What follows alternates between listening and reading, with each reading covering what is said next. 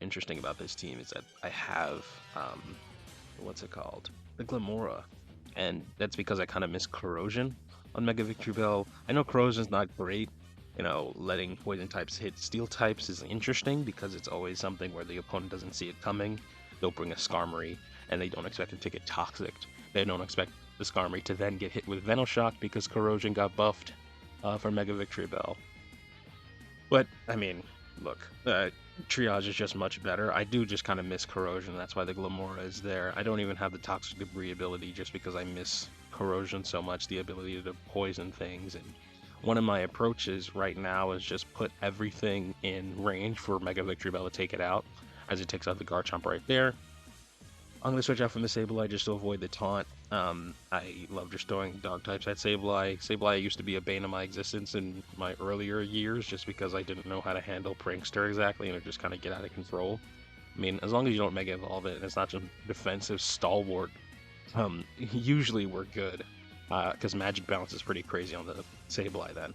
But I'm going to fire off a Hydro Pump here with Starmie and do big damage. As these teams progress, they get a bit more sophisticated is not the right word, but like they're more covered, you know. So the Black Sludge gonna get knocked off. I'm gonna use spikes here instead of Spiky Shield. Do some residual damage again. Just everything. The goal of this team really is to put everything in uh, range for Victory Bell to come in and clean everything up right now, and Hazards do that. Toxic does that. So Sableye's in range. I'd consider it to. I mean, it's 3%. It's in range for a tackle if it affected ghost types.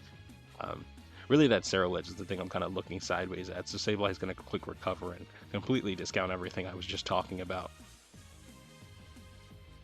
I'm going to click Will-O-Wisp on the Sableye, do a little more residual damage to it.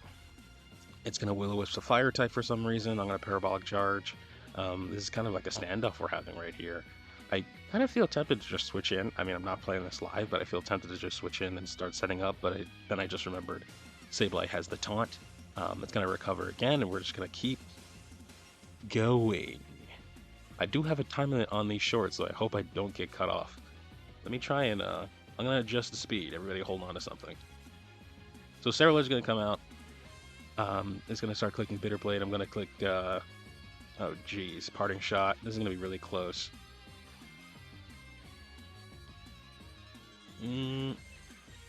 Okay, yeah, we're just going to keep speeding it up here.